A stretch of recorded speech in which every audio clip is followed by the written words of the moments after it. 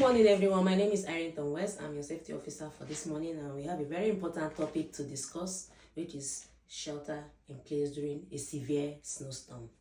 A severe snowstorm can cause power outage and transportation disrupt. It can also expose individuals to potentially fatal freezing temperature.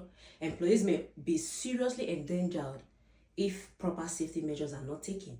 Therefore, having a well-thought-out shelter in place that guarantees everyone's safety is very essential. This section will be able to comprehend the risk associated with severe snowstorm, 2, how to appropriately shelter in place at work, what tools and instruments do we require, and actions to be taken before, during, and after a shelter in place emergency. A lot of snow, a big snowstorm, can also bring with extreme cold, temperature, high gush, and ice-covered road that make movement very difficult. Among these risks are situations known as whiteout, cause almost no visibility, power outage, and stop communication and heating. Extreme cold can cause frostbite and hypothermia in a matter of minutes. The 2022 Ontario and Quebec snowfall serves as a real-world example, with blackouts and snow accumulation leaving people stranded and businesses closed for days. According to the Canadian Centre for Occupational Health and Safety, employers must assess winter weather hazard and implement controls measures to prevent exposure-related illnesses. We must be ready to stay indoors and keep safe until the weather improves if a storm like this occurs while we are at work. Details of the workplace and the impact of sheltering. When it comes to staying indoors during a snowfall, we have particular duties at work. Among the topics we think about are when shelter in place order is issued, outdoor workers are required to relocate indoors right away. Employees in offices and warehouses must secure doors, windows, and keep cold air and draft out. Essential staff, we need supplies like food, water, blankets for vital positions like security and maintenance employees who may need to stay overnight. According to Saskatchewan Occupational Health and Safety Regulations Section 6 to 7, measures for the purpose set out in subsection 3 may include but are not limited to the following: the provision of special or temporary equipment, including screen, shelters, and temporary heating or cooling equipment.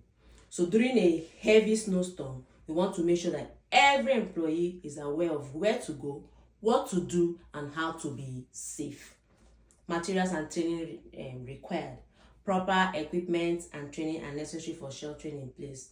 Employees should be trained on the location of the shelter and the safe routes to get to the shelter quickly, how to use the backup lighting, how to deal with power outage, techniques for emergency communication in event of a service outage. Important tools to keep on hand include emergency supplies like water, blankets, non-perishable food, and flashlights. Also, radios are run on battery. Options for backup heating such as emergency thermal blankets or generators. Workplace should always be ready for winter weather situation, according to the Canadian Centre for Occupational Health and Center.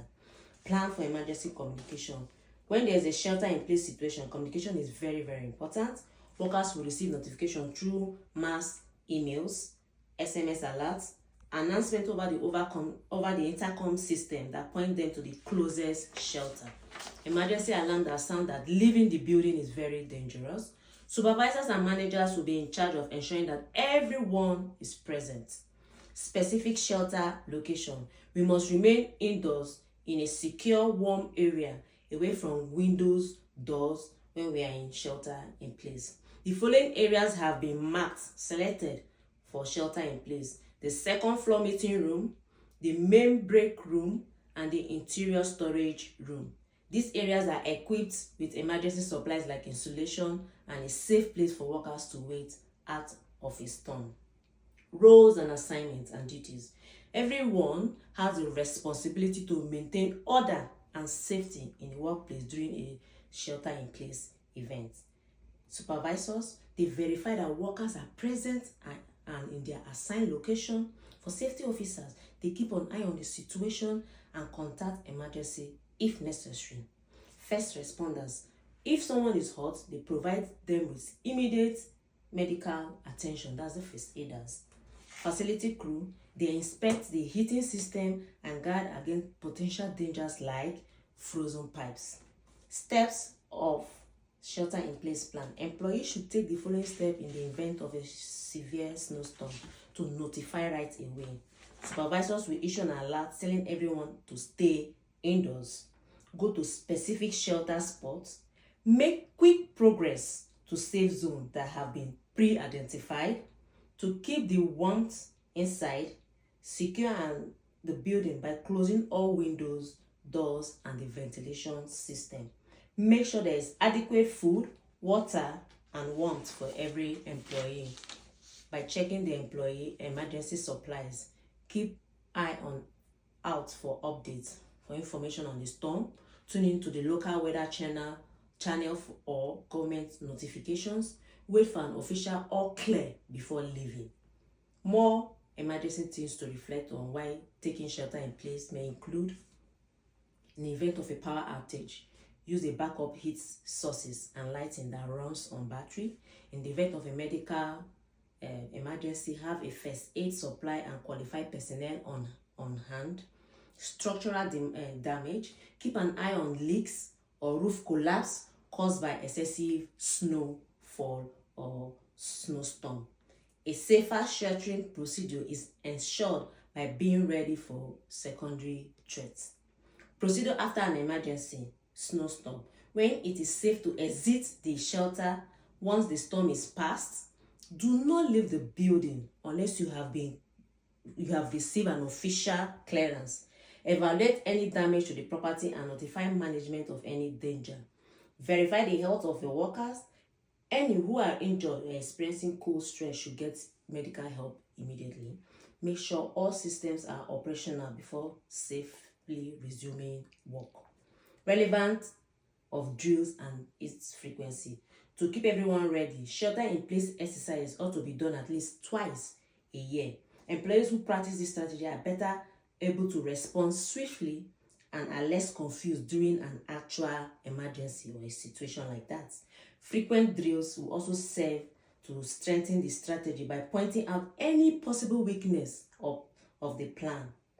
By remaining proactive, we make sure that we know exactly what to do in the event of a real storm.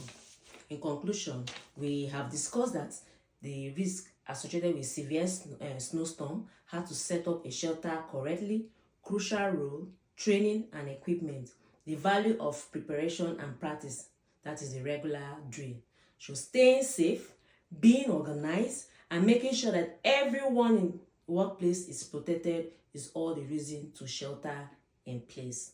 I appreciate your time, and let's continue to work together to maintain a workplace safety.